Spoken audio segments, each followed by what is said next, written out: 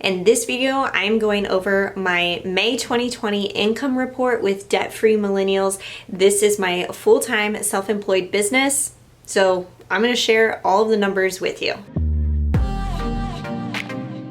Hey guys, it's Justine with Debt-Free Millennials, the channel to help you crush your debt and live payment-free. When I became debt-free in 2014, I was kind of at a crossroads with my career. We had just moved from Kansas to California and I wasn't quite sure what to do. Fast forward like 2 years later, Debt-Free Millennials was just a little seedling. It was just this little bud of an idea. And now, that was in 2017, so 3 years later, it has become a full-fledged business. So let's go into the numbers. I'm going to share exactly how much I made in May. This is insane. Okay, so I switched up the organization of how I'm going to show you my different offering categories. So we're going to start with digital products first, and I made $704, which is 5% of my total income. This is really significant because if you'll remember from last month and honestly the months prior, I was only making around maybe $300, $350 in this category. So to know it's jumped up to $700 in 1 month is really, really cool. And I have some wins that I will share later on as to why I think it is so high. Next is YouTube and Google AdSense. $999. This by far has been the biggest payout from YouTube in a long time, probably ever. I think the biggest payout I've received from YouTube was around $850, $860, so not too shabby, YouTube. I see you. Affiliates brought in $2,068, which was 16% of my income. I think affiliates are going extremely well. Still testing how I'm running those and folding that into my business, but I love seeing that number. Freelance gigs, I saved the best for last. Freelancing brought in $9,425, which was 72% of my income, which brings us to the total of $13,196. This is my biggest revenue month ever, with Debt-Free Millennials. This is the biggest revenue month I have ever had. I am super excited. I am grateful. I know that there's a lot of hard work that goes into building this business, and I obviously owe a lot of this to my freelancing gigs, which proves that I am a good writer. I am a good content creator. I follow through and I have good rapport with my clients, and I'm just so thankful for that. I don't even know. I honestly don't even have the words to really feel and like let this sink in at what I'm building here, which it goes to prove like these types of jobs, running your own business, when done correctly, can be, pandemic proof. Pretty much. I mean, I'm still making money through this, and I'm just really grateful. I honestly don't have the words to say. It just feels really good to know that I'm recognized for my skill set, and then being able to make things happen and push the boundaries a little bit on experimenting what works and what doesn't for my business. So let's hop into the wins and the obstacles that I experienced last month. Okay, so I've been listening to my 90s pop rock essentials playlist on Spotify, and I went with Rusted Root on my way. Send me on my way, because that's how I feel about my wins. Obviously the biggest revenue month to date. I mean, this is huge. I've done an exercise where I've written what life looks like 3 years from now, and this was like 2 years ago that I wrote this.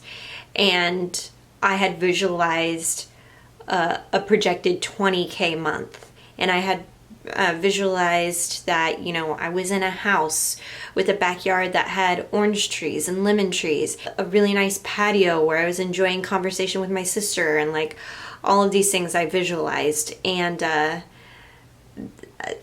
I truly think that those things can happen and will happen, because not only are you visualizing it, but you're also taking the actions today to make that happen. You know, it's one thing to visualize yourself as a millionaire, but if you keep spending money and putting things on a credit card and you're in debt, then your visualization is not going to become a reality, because your reality is you're not acting and thinking like a millionaire.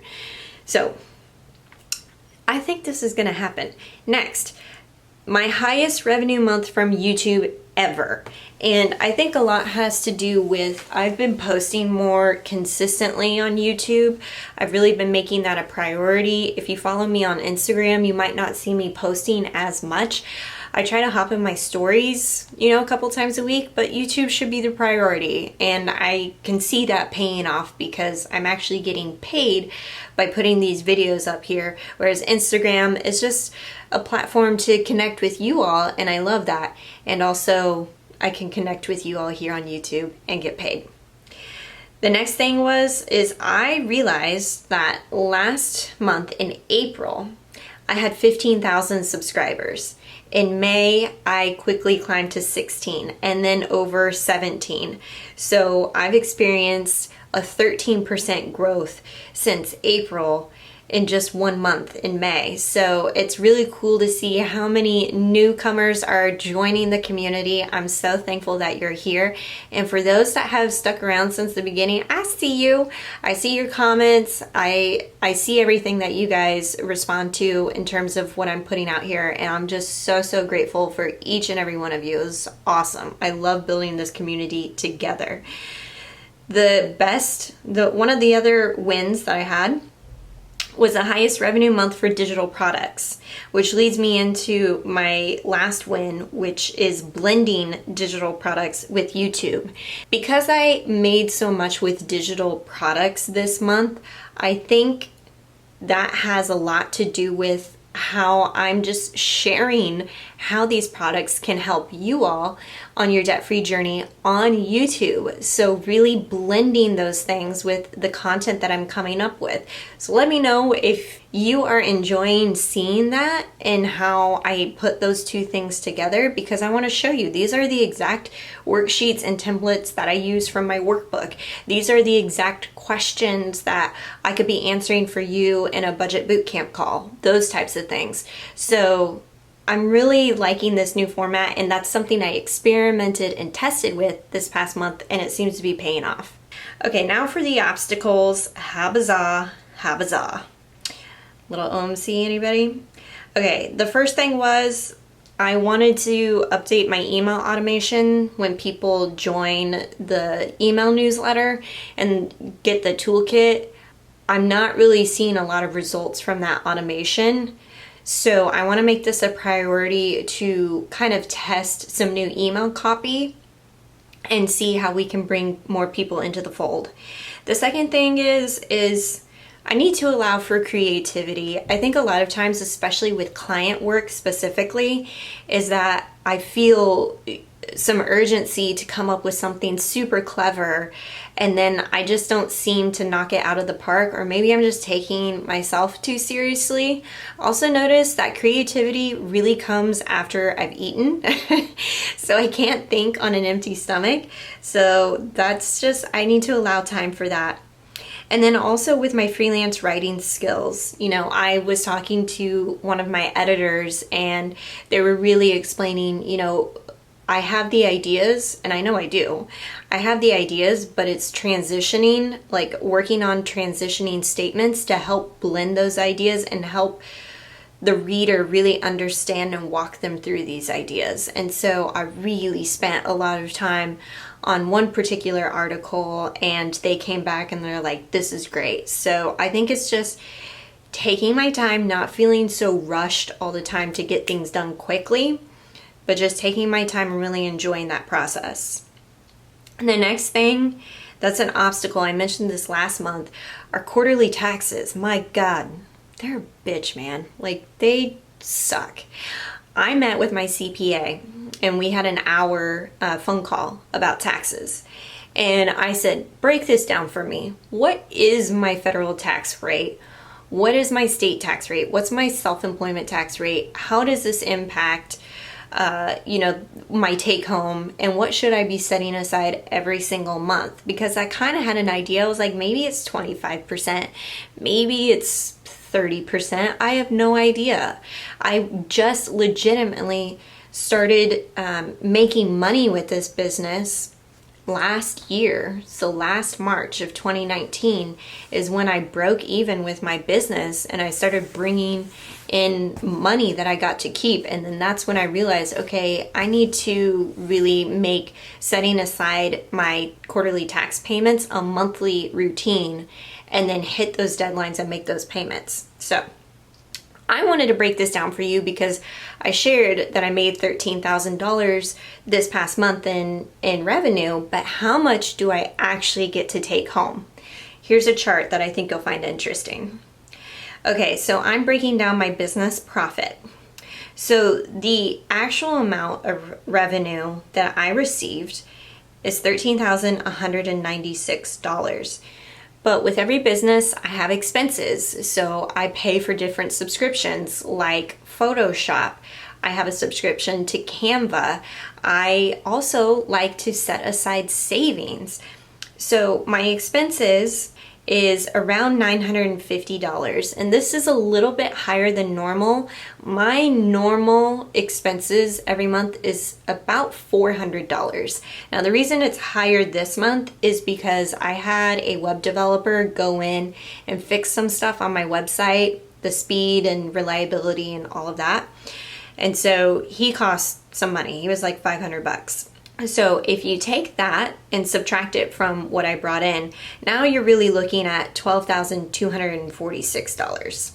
But the federal tax, here's where it gets interesting.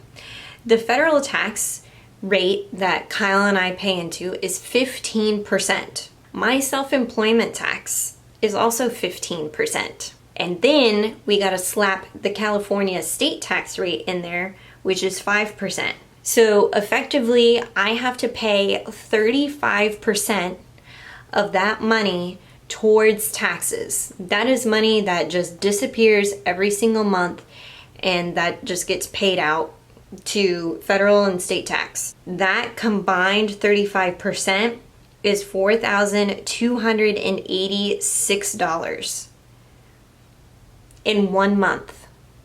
That is somebody's entire income for a month.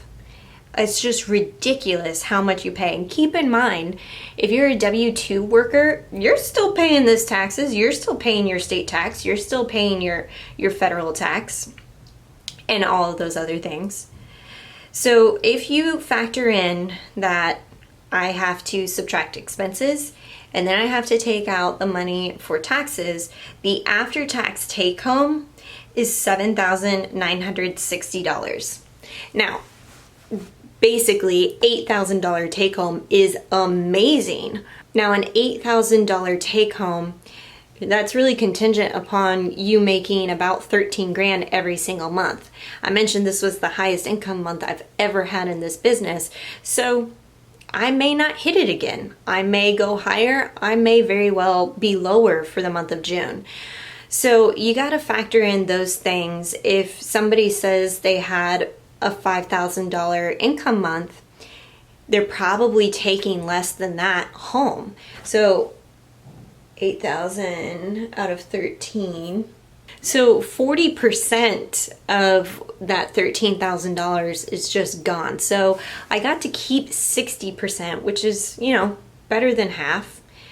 It's good when you have big income months like this. When you have lower income months, it's just not so good. So I wanted to give you guys an idea. If you are interested in running your own online business, once you become profitable, and this is the kind of stuff that you're going to have to be dealing with, I highly recommend scheduling an hour phone call with a CPA who understands self-employed businesses and walks you through what your effective tax rates are going to be.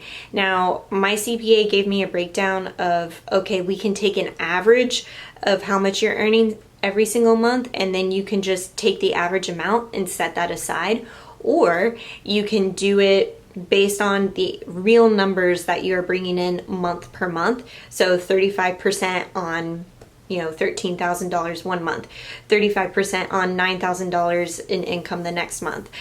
I'm doing just the average. So instead of doing this calculation every single month, I'm just going to take the average monthly income that I receive and then just saying, okay, on average, I got to be setting aside $2,500 a month in taxes and then paying it quarterly. So my next quarterly payment is July 15th. This is super interesting to talk about, isn't it? Taxes. It's part of business.